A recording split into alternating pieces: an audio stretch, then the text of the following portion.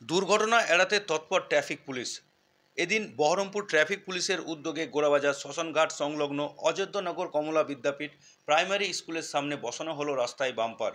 স্থানীয় সূত্রে জানা যায়, এই রাস্তা দিয়ে প্রত্যেক দিন হাজারো হাজারো মানুষ বাইক, ছোট চার চাকা, টোটো, এমনকি বড় গাড়ি নিয়ে এই রাস্তা দিয়ে চলাচল করে। আর রাস্তার ধারেই রয়েছে স্কুল। সেই স্কুলের ছাত্রছাত্রীদের যেতে হলে পার হতে হয় রাস্তা, এবং রাস্তা পার হওয়ার জন্যই থেকে যায় দুর্ঘটনার সম্ভাবনা।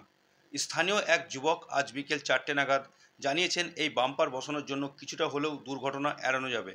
আরও বাম্পার বানানো হলে আরও দুর্ঘটনা এড়ানো যাবে বলে মন্তব্য করেন স্থানীয় যুবক সাদ্দাম হোসেন।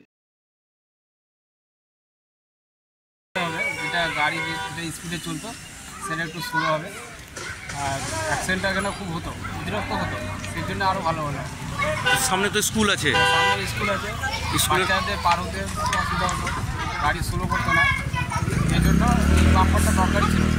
দরকার মানে অতিরিক্তই দরকার ছিল, মানে আরেকটু উন্নত করলে আরও ভালো হয়। মানে আরও যদি বাম্পার বানানো যায়, হ্যাঁ, তাহলে দুর্ঘটনা এড়ানো যাবে, যেহেতু স্কুল আছে। স্কুল আছে। ঠিক আছে, কি নাম? আমার নাম সাদ্দাম হোসেন।